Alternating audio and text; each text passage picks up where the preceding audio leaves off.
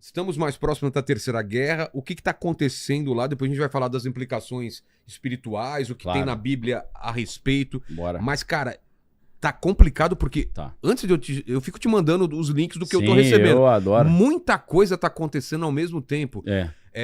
A gente já não consegue mais separar o que é inteligência artificial. A gente não sabe se o bombardeio que você tá vendo é real, se não é.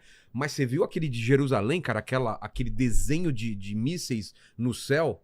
E descendo em Jerusalém, que é a Terra Santa. Esse então, não era inteligência artificial? Não, era real. Era real eu vi em órgãos que confirmaram mesmo isso. Mas, claro, tinha alguns que eram inteligência artificial. Tem alguns ali que você vê, né? Explosões e tal, mas alguns difíceis de identificar. Mas eu acho que os Estados Unidos e Israel não esperava também esse ataque, não só a Israel, mas como aos países árabes, que não tem nada a ver com conflito a princípio, né? Cara, Irã tá disparando pra tudo lado. Eu já acho que isso, assim... Eu vou tentar fundamentar, mas eu acho que isso tudo já fazia parte do plano. Do Irã ou do próprio Estados Unidos? Dos Estados Unidos. Ele esperava essa reação? Esperava, porque o Trump tem aquele conceito America First, né? Primeiro América. E o Trump, ele se vangloriava de não iniciar novas guerras no exterior e dar atenção prioritária aos Estados Unidos. Então, ele se elegeu com esse discurso, né? Exato. Esse é o discurso dele. Pacificador, vai acabar com todas as guerras. Tanto na primeira gestão quanto agora na segunda. Primeira também? Na primeira também, né? Olha só essas imagens, É muita loucura isso. Né? Cara, parece coisa de videogame. A galera olha assim e fala, pô, legal, né, e tal, mas é triste pra caramba. Segunda-feira a gente vai estar até com a Aline, que tá lá em Jerusalém. Legal. A gente vai falar com ela também. Israel com a Aline, né? Muito bom. Então, existe um plano dos Estados Unidos de desmontar as bases no Oriente Médio. As bases americanas. As bases americanas. Então... Por causa de custo, por causa de... Não, é porque eles querem terceirizar o controle do Oriente Médio para Israel. Deixar Israel... Entendi. Então, tipo assim, Israel assume as minhas bases e tal, vou tirar minha galera. Você tem interesse aí de manter a paz? Isso.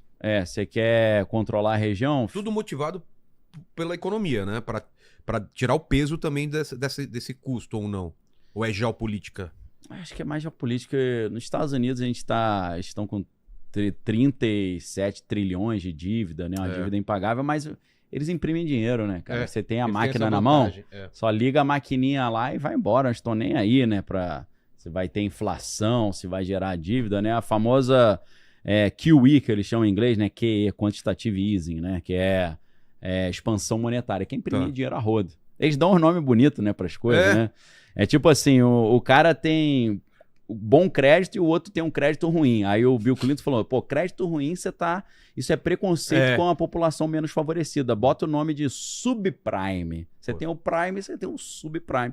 Aí emprestaram o dinheiro pro subprime e deu no que deu em 2008. É que nem fala assim, você tira xerox. Não, eu sou operador de um transporte horizontal. De uma máquina de transporte horizontal. Né? Não, com certeza. Então, assim, o professor Jiang, aquele chinês, né, que tá bombando aí também, tá todo mundo entrevistando ele. O corte dele pra caramba. O cara tá bombando demais. Ele adivinhou muita coisa, previu muita coisa também. Então, ele já falava que, por incrível que pareça, né, eu falei isso também aqui em alguns podcasts. Várias vezes. Que o objetivo dos Estados Unidos, de certa forma, é meio que perder essa guerra. Para que eles tenham a justificativa para dar para a população americana e falar, acho melhor a gente trazer tudo de volta. Né? É a primeira vez que alguém está dando essa perspectiva. De propósito. É sentar numa mesa de negociação e falar, tá bom, eu vou sair daqui. Exato. É esse cara, né? O professor Jiang, É claro que esse maluco tem uma pinta de ser de agência de inteligência também, né? Parece que ele tá lançando umas pimentinhas ali. Eu tava lendo hoje gente falando que ele... É porque ele passava muito tempo no Canadá e depois voltava pra China. Dizem que ele tinha algum vínculo ali com a inteligência canadense, né? Então, isso é algo muito estranho. E toda vez que eu falava isso, a galera ficava escandalizada. Que é a ideia de que os Estados Unidos eles têm um interesse de perder essa guerra. Né? Mas qual é o interesse de perder essa guerra? Desmobilizar toda essa tropa americana no Oriente Médio e falar, a gente perdeu, então melhor a gente ir para casa. E aí deixa com Israel o controle do Oriente Médio. Mas era também uma das metas dos Estados Unidos matar o líder supremo? Aí sim, pô, com certeza. Ali eles chamam de decapitação, né? Que você pega uma liderança ao contrário do que fizeram com o Maduro, né? E também evitar que eles tenham arma nuclear, porque desbalança todo o Oriente Médio se o Irã tiver uma arma nuclear. Mas tem uma covardia nisso aí, uma maldade, porque se você pega notícias do final dos anos 90, ele já falava que o Irã estava há 2 meses de ter Você tá brincando? Desde os anos 90 eles estão... Cara, faz tempo que eles estão... Faltam 2 meses. 2 meses. Tem tempo que eles estão há 2 meses de fazer a bomba nuclear. Tem 30 anos que eles estão há 2 meses fazendo. Então, assim... É conversinha, né? Quando a gente olha isso, principalmente a gente que, né, viveu a guerra ao terror, o pós-11 de setembro, a gente lembra que o argumento que foi usado para invadir o Iraque foi arma de destruição em massa. Exato. E acho que a maior arma de destruição em massa que eles tinham era o Stiling, né? E depois... Foi descoberto isso. Não tinha não. Foi mal. Foi desculpa só. Foi mal, desculpa aí e tal, né? O Tony Blair na época, não, eles têm arma de destruição em massa, o George Bush, né? O Tony Blair falou alguma coisa depois, falando que não era nada disso? Não, ele só falou na época que estava dizendo que tinha as armas que precisava derrubar o regime do Saddam, eu falo Saddam Hussein, né? Que é primo do Demo também. Mas, então, essa história de eles têm armas de destruição em massa... A gente já ouviu isso em 2003 e era mentira, né? Apesar de que existem algumas informações assim que circulam nos fóruns da inteligência, né? Tem muito, principalmente na plataforma X, tem muita galera que é veterano de exército, veterano de inteligência, que se reúne ali e começa a fazer uma mesa redonda, né? Na plataforma X. Eu acompanho muito dessas conversas e os caras falando que existem algumas linhas de pensamento que acreditam que o Paquistão passou armas nucleares para o Irã e talvez a China também. Então, assim, a gente não tem como única opção... E tem gente que fala que não... que isso aí é inventado só para ter uma justificativa para atacar o Irã, que aí a gente pode debater, se você quiser, quais são os benefícios que Estados Unidos e Israel teriam, né, atacando o Irã dessa forma. É claro que uma das leituras que a gente pode fazer, que ajuda muito a interpretar o que está acontecendo, é descobrir que isso tudo não é por causa tudo que o Trump está querendo assumir o controle. Não é por causa da Groenlândia, nem do Canadá, nem da Venezuela, nem do Brasil, nem do Irã. É a China. A grande questão é a China. Tudo é a China. Venezuela, enfraquecer a China. Irã, enfraquecer a China. Total. Se você pega... China depende muito de importar energia. Por isso que eles estão pesquisando tanto, né? Fusão a frio e tal. Carro elétrico. Eles precisam muito dar essa volta por cima, porque isso é uma fragilidade muito grande, porque os americanos têm um controle marítimo, né? E tudo vem pelo mar. Se os americanos fazem um bloqueio marítimo, eles quebram, né? Não chega nada lá. Mais ou menos o que está acontecendo com os países do Golfo agora com o fechamento do Estreito de Hormuz. Se quiser, depois a gente aprofunda nisso.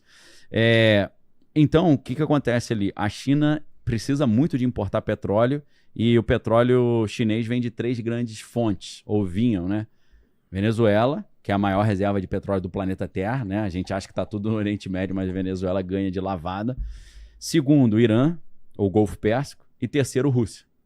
Então, o Trump já, em tese, assumiu o controle de 2/3 do fornecimento de petróleo para a China. Que vendiam bem mais barato o petróleo para eles. Muito mais barato, era um filezinho que, né? A China adorava isso. Sim, porque tinha aquele... o deságio, né? Porque falava assim, olha, os Estados Unidos me proibiu de te vender petróleo, né? Que você está sancionado. Eu posso até te vender, mas aí eu vou ter que... ter um benefício porque pode dar problema para mim, né? Então, tinha essa questão. Então, assim, se a gente olhar isso como uma estratégia de sufocar energeticamente a China, faz muito sentido, né? Porque, em tese, agora, 2/3 do petróleo chinês já foram para o espaço. Eles estão com 1/3 só, né? Principalmente se continuar esse fechamento do Estreito de Hormuz, né? Mas não só o petróleo, o gás natural também, né? É muito importante a gente lembrar do gás natural porque... O Catar, por exemplo, é responsável por boa parte da produção de gás natural do planeta.